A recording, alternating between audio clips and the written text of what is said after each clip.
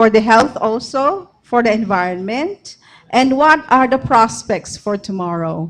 So we have chosen very notable experts, scientists in their specific fields to give you an overview of what biotech, so a member of the advisory team for the DA Biotech Information Unit of the DA and also of the DOST. So we'll start with a welcome and inspirational message from the director of DAPIU, Dr. Candida Adalia.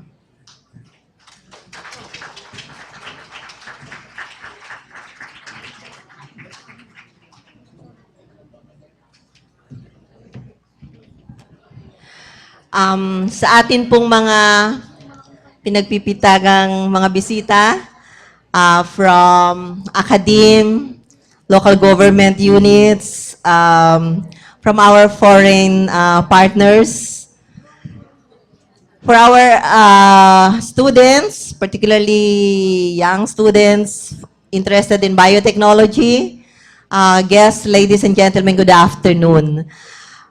Sobra po kaming natutuwa dahil kahapon, as of yesterday, pre-confirmation po kami. At natutuwa kami na as of yesterday, we have a confirmed participants in the number of 300. So, sabi namin, yung first 300 magkakaroon ng kit. Yung next 300, baka wala na kayong kit, wala pa kayong merienda. So, sana po mag-register kayo. Anyway. On behalf of the Secretary, I would like to welcome you to this session. We would really wanted biotechnology to be appreciated by many, particularly by the younger generation. Kanina po doon sa media conference, it was emphasized that we should be able to reach clients, particularly those who will be able to make biotechnology understood better by not only the scientists, but especially by the younger generation whose lives will be affected by whatever biotechnology products that we will be able to develop in the future. Today, as we start the first day of Biotechnology Week celebration, we would like to focus on biotechnology, agricultural biotechnology for the Filipinos. So you will be given talks on the basic biotechnology for you to understand what biotechnology is. We would like to level off with all participants, from those who are zero in biotech to those who are very well versed about biotechnology. So a very prominent scientist will give you the first talk. And in preparation for appreciating what we had accomplished so far, what Pinoy biotechnologies are being developed, and then on to the different aspects of biotechnology generated by Filipinos and for Filipinos. So, again, every time our secretary is asked, is there a conflict between biotechnology and organic agriculture? I am sure after this session, we don't have to tell you the DA's position. You will be able to tell yourself that indeed there is no conflict between biotechnology and organic agriculture. So hopefully with our LGU partners, you will now be able to more or less bring the message across. Also for our media partners, we hope that itong laging pinagsasabong na issue about biotechnology and organic, let's allow biotechnology to enlighten us for us to appreciate its importance in our daily lives. Thank you and good afternoon.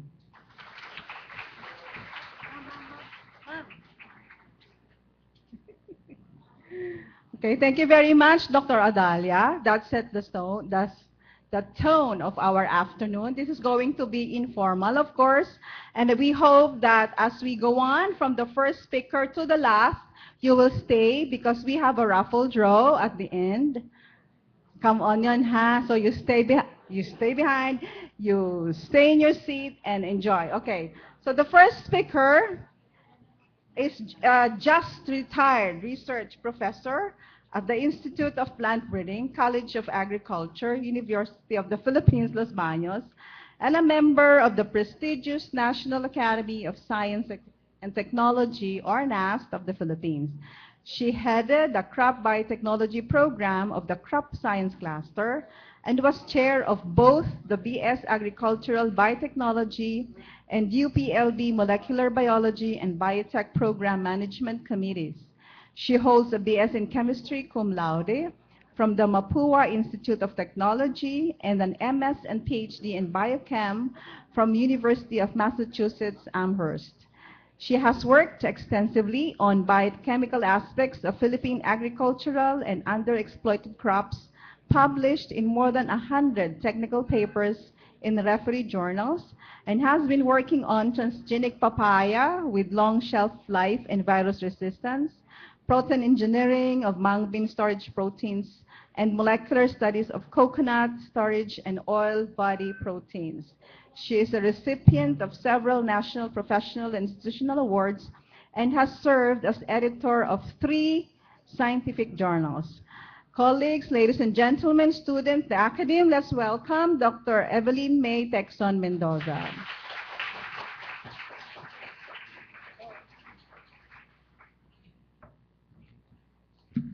Thank you very much, Dr. Ola. Good afternoon to everyone. Magandang hapon po sa ating lahat. Mabuhay! Mabuhay! Okay. So,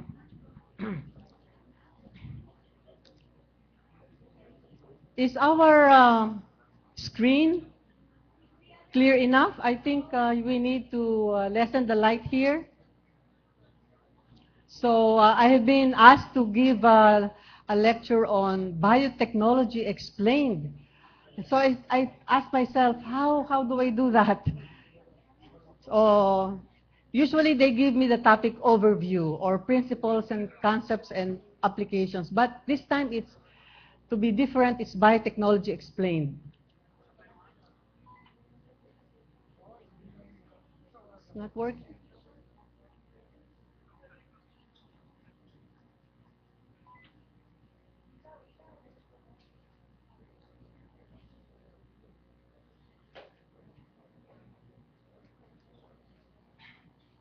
So this is the scope of my talk. We'll work on a simple definition. And I think the best way to really know about biotechnology is to know what these biotechnology processes are through the years, and in a way, know about the things, the R&D and the products that we have in the Philippines and elsewhere in the world, and what do we expect 2011, 2020. So we have many students here. How do you define biotechnology? How do we define biotechnology? So this is the simplest definition that we can have for biotechnology. It is any biology-based technology which uses organisms or their parts to make or modify products or improve plants, microorganisms, and animals. So take note, huh? So we have several elements there. Biology-based technology uses organisms or their parts to make or modify products, improve plants, animals, and microorganisms. So let's see how this works. And we know biotechnology impinges on all of this: medicine, agriculture and forestry, environment, industry, and uses all these disciplines, no? molecular biology, biochemistry, genetics, microbiology, engineering and computer science, and other traditional disciplines. So, what are these biotechnology products? Many years ago, more than 400 years ago, when the Spaniards came to the Philippines, what did they find? What were our Filipino ancestors doing with regards to biotechnology? Of course, they did not know that that was biotechnology. This is from History of the Philippine Islands volumes by Antonio de Morga. You can find this on the internet. It's free already. It says there. So I'm going to read for you. Their drink is a wine made from the tops of cocoa and nipa palm, so that's coconut, of which there is great abundance. They are grown and tended like vineyards. Drawing off the tuba, they distill it using for alembics their own little furnaces and utensils to a greater or less strength and becomes brandy. This is drunk throughout the islands. It is a wine of the clarity of water, but strong and dry. If it be used with moderation, it acts as a medicine for the stomach and is a protection against humors and all sorts of rheums. Mixed with Spanish wine, it makes a mild liquor and one very palatable and healthful. So, 400 years ago, even before the Spaniards came, our Filipino ancestors were already practicing biotechnology. They were preparing wine, tuba, from the coconut sap. Probably at that time, they already had the patis and the bagoong, the vinegar, which are all biotech products. So, most of traditional biotech products like bread, wine, vinegar, soy sauce, fish sauce, miso, natto, tempeh, kimchi are products of fermentation. And so fermentation is a biotech process. And if you're going to now look back, what's the definition of biotechnology? It's any biology-based technology that uses organism or their parts to make or modify product or to improve plants, animals, or microorganisms. So what do we have for bread? What do you add to the dough? Yeast. Very good. How about for wine? What do you add to juice or fruit extract? Yeast also. Okay. For soy sauce, you use a different microorganism. And we know that if you are going to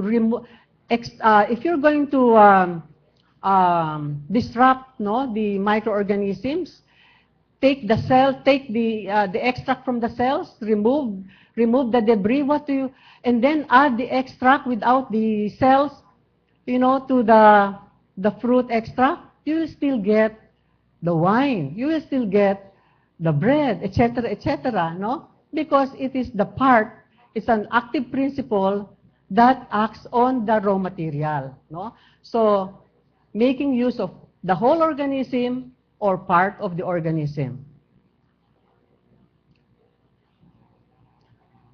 And the conversion of substances to more useful forms by microorganisms can form, of course, amino acids and other nutrients. And conversion of organic materials such as plants or animal waste into usable products. And this process is called biotransformation or bioconversion. So, when we talk of fermentation, it's actually a form of bioconversion.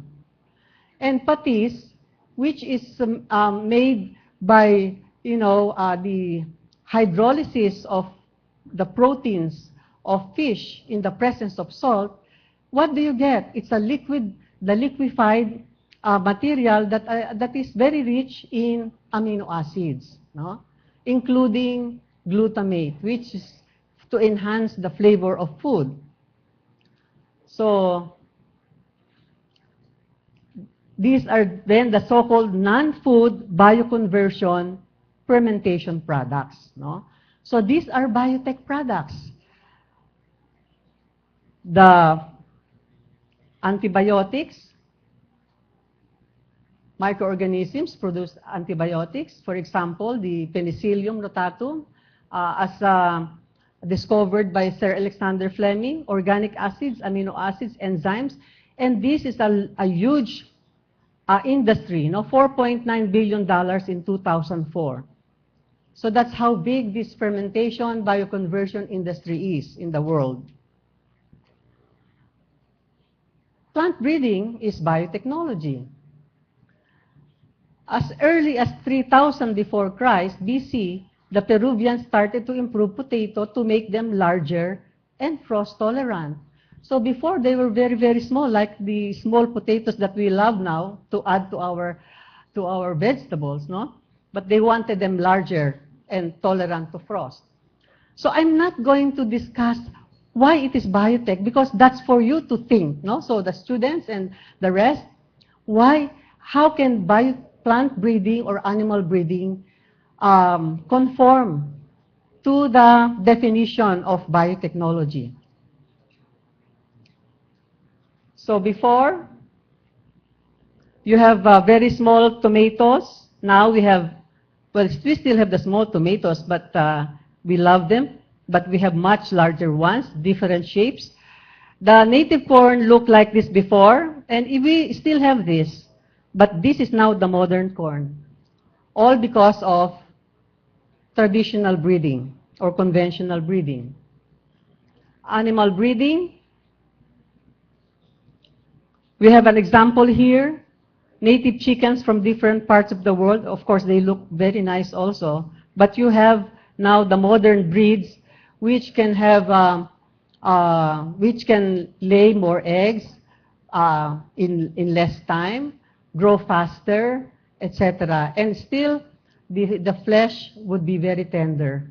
Do you remember 30 years ago when your aunties, would boil chicken on Saturday the whole afternoon so that you can eat the chicken because it was not so tender. It was not that tender. And this is how our biotechnology in the Philippines has evolved from before the 1960s. Of course, fermentation was, the main process. And then tissue culture in the 1960s, biofertilizers 1980s. And we have developed capabilities to do markers, both protein and DNA. And then recombinant DNA technology in 2000 with gene discovery, genetic engineering of crops for improved traits. So I will sort of discuss this. And I will go back to the curricular programs that support our biotech development. Now, we have to be very proud of these people because they develop these homegrown technologies. Makapuno cannot be grown from seed. It rots, no?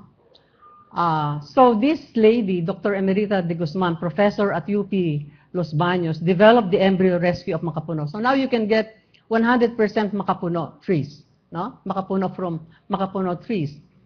This lady, Dr. Helen Valmayor, also professor from UPLB, developed the micropropagation of orchids here in the Philippines and introduced to the Philippines. And now we just take it for granted that we get all these baby orchid plants. But before, that was not the case. And then we also take it for granted that we eat mango anytime during the year. But 30, 40 years ago, we can enjoy mango only during summertime. But Dr. Barba pioneered the induction of mango flowering using potassium nitrate, and now the mango can flower, all throughout the year. And he also developed micropropagation techniques for banana and abaca. So these techniques are now used by industry, no? So this is the famous scope of biotechnology from classical to modern. And here we see fermentation, breeding, tissue culture, cell culture, protein markers. And look here at modern biotechnology, we're now being introduced to a new technology, relatively new technology, called recombinant DNA technology. No? So what is recombinant DNA technology?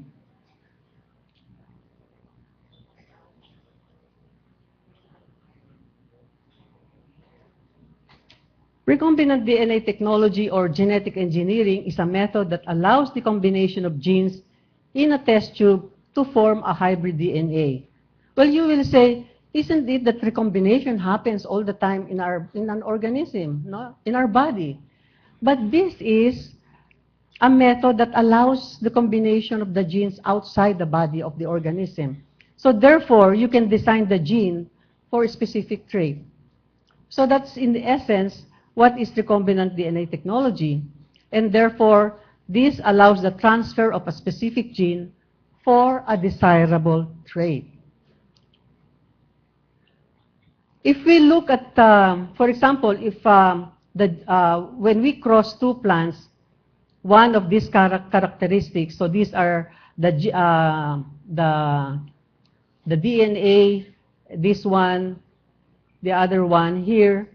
So if one of these will represent one book containing 1,000 pages or 1,000 genes, when these recombine, you get 50% from either of the parents.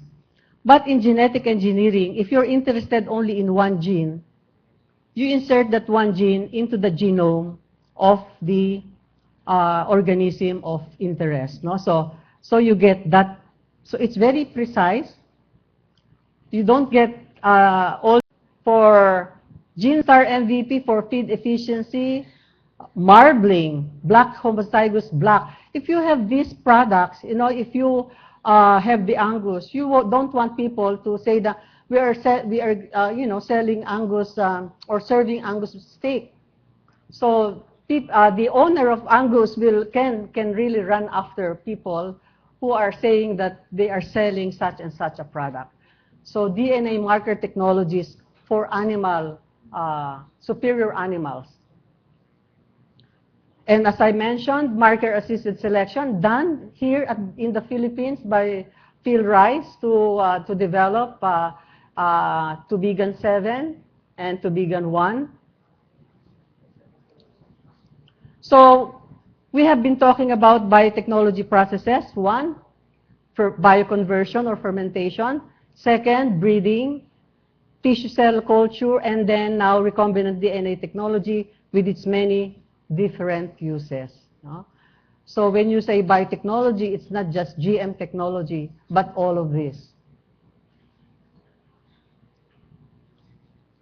So let's look at Philippine institutions involved in biotech research and what to expect in the decade 2011-2020. From the Phil Rice, Philippine Rice Research Institute, they are now field testing golden rice with IRRI. This is Dr. Tony Alfonso, our champion for golden rice. As you all know, golden rice is rich in provitamin A and it will address the vitamin A deficiency problem, no, which we have a lot in the Philippines. This is our Institute of Plant Breeding at UPLB. It is a national institute mandated to improve and develop new varieties of crops and is the lead institution for plant biotechnology. We have the BT eggplant project of Dr. Hautea. This has already completed the multi-lock trials and awaiting commercial release. We have developed papaya with long shelf life using genetic engineering in collaboration with Professor Jimmy Botella of University of Queensland. So this is Jimmy. This is Dr. Violi Villegas. She was our first plant breeder for this, and then Dr. Molina Shar, our plant breeder. Now Dr. Beth Garcia is our breeder. This is Dr. Tony Laurena and Mr. Andy Sahise, and that's Dr. Pablito Magdalita. So this now we also have the hybrid with ring spot virus resistance, but the ring spot virus resistance comes from conventional breeding. No, so it has longer shelf life of 1 to 2 weeks, so that the farmers can really bring can harvest at color break and bring the produce to the market, and still provides consumers with papaya fruits with superior quality, full attributes of color, flavor, texture, and aroma of ripened fruits. Animal biotechnology is becoming strong at UPLB. We have the study on Philippine mallard ducks, genetic diversity analysis. Also, studying the rumen bacteria and protozoa of the native carabao to determine the rumen ecology for efficient production. Dr. Bondoc has a project on barcoding of the animal barcoding of what? The animal, no? The small ruminants, no? No. So what is barcoding? You're familiar with the barcoding on all the products, in the market. So this is like that. But the barcode is in terms of this mitochondrial gene, cytochrome C oxidase subunit 1, or other gene. Why? Because this doesn't change much. This doesn't change in the different species. So you can actually identify species according to their mitochondrial cytochrome C oxidase. Okay? So it becomes a barcode. No? So biotech, of course, has a lot of commercializable technologies, and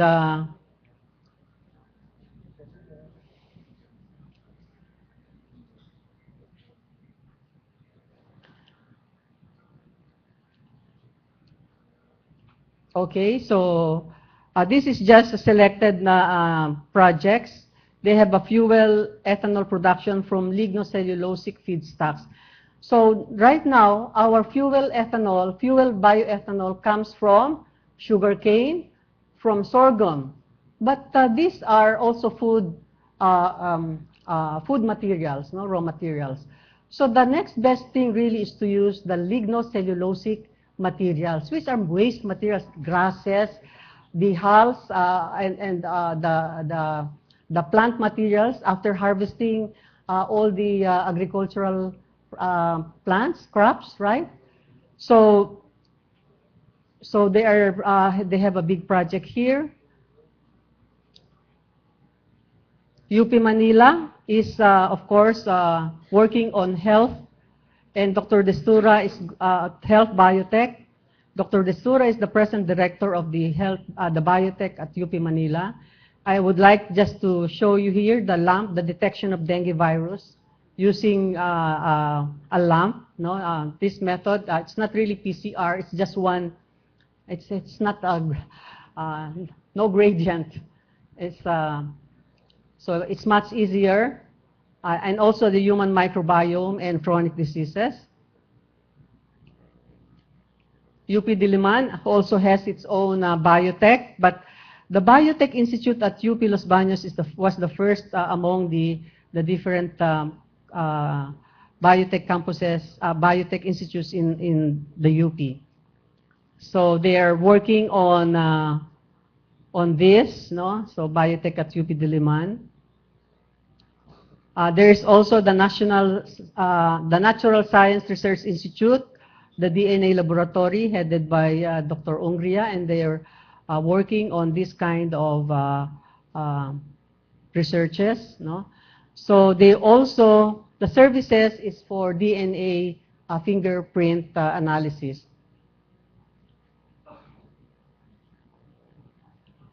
UP Mindanao, Dr. Flores, focuses on conservation and utilization of the sago palm. So this is sago palm.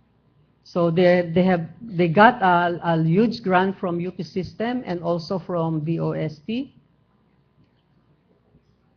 I'm showing this. This is from St. Luke's Medical Center. Dr. Natividad biotech division, they're very really ahead, no?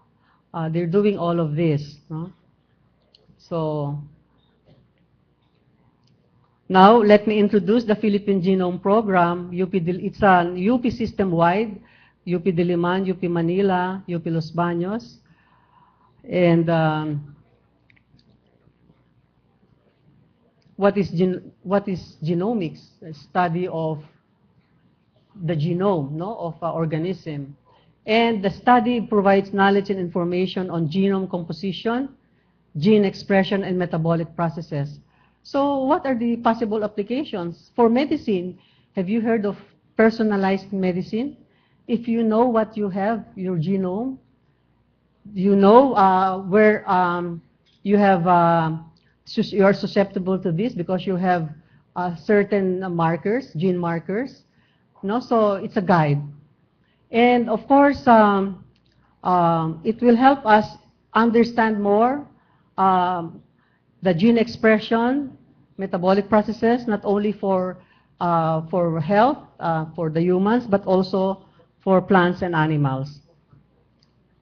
So for UPLB, our theme is enhancing agricultural productivity through genomics. And we are just first have these four major crops.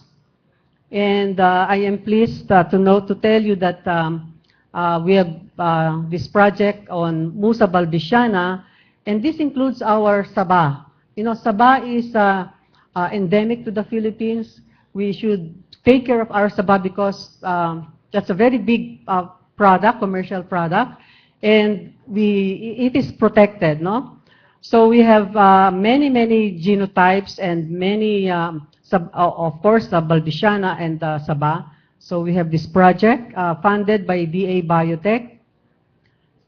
And also Pili, which is Canarium ovatum, is also endemic to the Philippines, in particular the Bicol region, no? So we're developing DNA markers for diversity analysis, fingerprinting, and sex determination of Pili. So these are also part of the genomics, no? So, and we have started this thanks to the funding from DA Biotech. And also we have sea cucumbers in the Philippines. So if, of course, when you eat sea cucumber, you don't see the form anymore because it's in your soup, no? And it's so we have a student, PhD student, who got a research fellowship from DA Biotech, and she's working on the DNA barcoding of economically important sea cucumbers in the Philippines. Now, we must have some curricular programs that support all of these activities and more, no? Not only for research, but for the industry. So we have the BS Agricultural Biotechnology at UPLB, and I would like to acknowledge the dean, no, former dean of the College of Agriculture, Dr. Candida Adalia, who really pushed us very hard, you know, to get this developed and approved, no? So thank you, Dr. Adalia.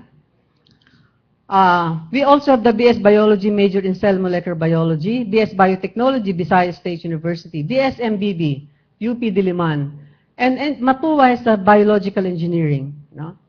And for the graduate studies, MS and PhD MBB, UP Los Baños, UP Diliman, UP PhD Biochemistry, both UPLB, UP Manila. And students who want to do the graduate studies can come from here or from other science disciplines, no? If you're a BS Chemistry, you can go to MS and PhD MBB. This is now our BS Agricultural Biotechnology, and we now have 250 or so students. We are on our third year. Our target was to have only 105 students in 3 years, but in 3 years we have 240 students, no? So this is a second batch. And why do we need all these people? Because of bioindustry. You heard about bioindustry, no? So bioindustry and bioentrepreneurship, making money in biotechnology. And what does it encompass? includes companies involved in research, development, and manufacture of materials of all of these. Includes service organizations that perform consulting, testing, processing, and storage of such products.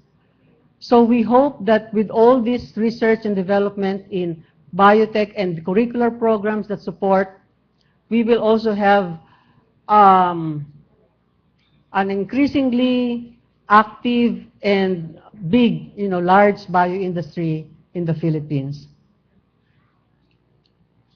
So my last slide, we are now here, first wave of or generation of biotech processes or products. This is the second wave, golden rice. No? So pretty soon we'll have golden rice in the market. Factories, pharmaceuticals, industrials using animals and plants is third wave. And we already have Atrin, an anti-clotting pharmaceutical from goat milk, no? Goat milk. And what is this? Biofuels is up there, HAP, renewable sources.